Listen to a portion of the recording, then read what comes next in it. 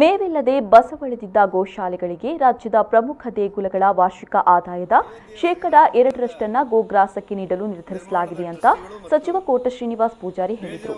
ಅವರು ಉಡುಪಿಯ ನೀಲಾವರ ಗೋಶಾಲೆಯಲ್ಲಿ ಮಾಧ್ಯಮದೊಂದಿಗೆ ಮಾತನಾಡಿದರು.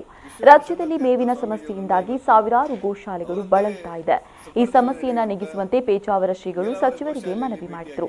ಶ್ರೀಗಳ ಜೊತೆ ಚರ್ಚಿಸಿ ಮಹತ್ವದ ನಿರ್ಣಯವನ್ನು ಸಚಿವರು ತೆಗೆದುಕೊಂಡಿದ್ದಾರೆ. ರಾಜ್ಯದ ಎ ಮತ್ತು ಬಿ ಗ್ರೇಡ್ ದೇವಾಲಯದ ಆದಾಯದಲ್ಲಿ ಗೋಗ್ರಾಸಕ್ಕೆ ಮೀಸಲಿಡಲಾಗುವುದು. ದೇವಾಲಯದ ಅಕ್ಕಪಕ್ಕದ ನೋಂದಾಯಿತ ಗೋಶಾಲೆಗಳಿಗೆ ಗೋಗ್ರಾಸ ನಿಧಿ ಮಂಜೂರು ಮಾಡಲಾಗುವುದು. ಶೀಘ್ರವೇ ಈ ಬಗ್ಗೆ ಸಿಎಂ ಜೊತೆ ಚರ್ಚಿಸಿ ಸುತ್ತೋಲೆ ಹೊರಡಿಸುತ್ತೇನೆ. ಗೋಶಾಲೆಗಳಿಗೆ ಗೋಮಾಳ ಮೀಸಲು ಜಾಗಗಳನ್ನು ಅನುಭೋಗಕ್ಕೆ ನೀಡುವ ಬಗ್ಗೆಯೂ ಚರ್ಚಿಸಲಾಗುವುದು ಅಂತ ಹೇಳಿದರು.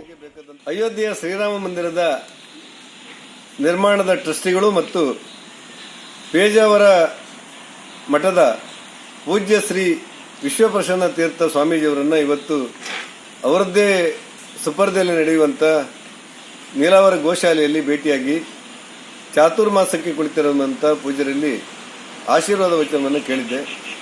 ಪೂಜ್ಯ ಶ್ರೀಗಳವರು ಅನೇಕ ವಿಚಾರಗಳನ್ನು ಸರ್ಕಾರಕ್ಕೆ ಮನವರಿಕೆ ಮಾಡಲಿಕ್ಕೆ ನನಗೆ ಸೂಚನೆ ಕೊಡ್ತಾರೆ. ಅದರಲ್ಲಿ ಕರ್ನಾಟಕ ರಾಜ್ಯದಲ್ಲಿ ಇರುವಂತಹ ಸಾವಿರಾರು ಗೋಶಾಲೆಗಳು ಇವತ್ತು ಕೊರೋನಾದಿಂದಾಗಿ ಗೋವುಗಳಿಗೆ ಸಮಸ್ಯೆಗಳು ಬರ್ತಾ ಇದೆ. ಹಾಗಾಗಿ ಸಾವಿರಾರು ಗೋಶಾಲೆಗಳಿಗೆ ಬೇಕಾದಂಥ ಆರ್ಥಿಕ ನೆರವನ್ನು ಸರ್ಕಾರ ಕೊಡಬೇಕು ಅನ್ನುವಂಥ ಸೂಚನೆಯನ್ನು ಕೊಟ್ಟಿದ್ದಾರೆ. ಮತ್ತು ಭವ್ಯವಾಗಿ ನಿರ್ಮಾಣ ಆಗ್ತಾ ಇರುವಂಥ ಶ್ರೀರಾಮ ಮಂದಿರಕ್ಕೆ ಕರ್ನಾಟಕದ ಭಕ್ತರಿಂದ ಸಂಗ್ರಹಿಸಿರುವಂಥ ಆರ್ಥಿಕ ನೆರವನ್ನು ಕೂಡ ಕೊಡುವುದು ಸೂಕ್ತ ಅನ್ನುವಂಥ ಅಭಿಪ್ರಾಯವನ್ನು ಕೊಡ್ತಾರೆ.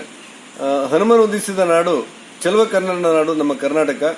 ಆ ಹನುಮನ್ ಉದಿಸಿದ ನಾಡಿನ ಮೂಲಕ ಒಂದಷ್ಟು ಮಂದಿರಕ್ಕೂ ಕೂಡ ಸರ್ಕಾರದ ವತಿಯಿಂದ ಏನಾದರೂ ನೆರವನ್ನು ನೀಡಲಿಕ್ಕೆ ಸಾಧ್ಯವಾ ಅನ್ನೋದನ್ನು ತಾವು ಗಮನಿಸಬೇಕು ಅನ್ನುವಂಥ ಮಾತನ್ನ ಹೇಳಿದ್ದಾರೆ. ಅಯೋಧ್ಯೆಯ ಶ್ರೀರಾಮ ಮಂದಿರಕ್ಕೆ ಕರ್ನಾಟಕದ ಭಕ್ತರು ಭೇಟಿ ಕೊಟ್ಟಾಗ ಅಲ್ಲಿ ಕರ್ನಾಟಕದ ಭಕ್ತರಿಗೆ ಅನುಕೂಲವಾಗುವಂತೆ ಒಂದು ಯಾತ್ರಿ ನಿವಾಸವನ್ನು ನಿರ್ಮಾಣ ಮಾಡಲಿಕ್ಕೆ ಬೇಕಾದಂಥ ಭೂಮಿಯನ್ನ ಉತ್ತರ ಪ್ರದೇಶ ಸರ್ಕಾರ ಜೊತೆಯಲ್ಲಿ ಸಂಪರ್ಕ ಮಾಡಿ ಪಡೆದುಕೊಳ್ಳಿ ಮತ್ತು ಅದಕ್ಕೆ ಬೇಕಾದಂಥ ಅನುದಾನ ಕೊಟ್ಟು ಅಲ್ಲಿ ಭೇಟಿ ಕೊಡುವಂಥ ಭಕ್ತರಿಗೆ ಕರ್ನಾಟಕದ ಭಕ್ತರಿಗೆ ಅನುಕೂಲ ಮಾಡಿಕೊಡಬೇಕು ಅನ್ನುವಂಥ ಸೂಚನೆಯನ್ನು ಕೊಡ್ತಾರೆ.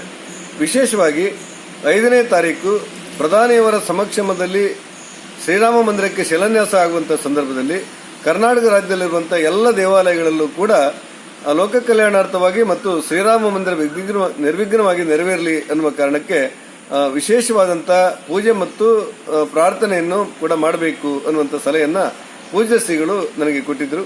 ಇವೆಲ್ಲವನ್ನ ಮಾನ್ಯ ಮುಖ್ಯಮಂತ್ರಿಗಳ ಜೊತೆ ಮಾತಾಡಿ ತಾವು ಹೇಳಿರುವಂತಹ ಎಲ್ಲ ಸಲಹೆ ಸೂಚನೆಗಳನ್ನು ನಮ್ಮ ಸರ್ಕಾರ ಅತ್ಯಂತ ಗೌರವಪೂರ್ಣವಾಗಿ ಸ್ವೀಕಾರ ಮಾಡುತ್ತದೆ. ಈ ಬಗ್ಗೆ ಮಾನ್ಯ ಮುಖ್ಯಮಂತ್ರಿಗಳ ಜೊತೆ ಮಾತಾಡಿ ಅಂತಿಮ ತೀರ್ಮಾನವನ್ನು ತೆಗೆದುಕೊಳ್ತೇನೆ ಅನ್ನುವಂಥ ಮಾತನ್ನು ಹೇಳಿದ್ದೇನೆ.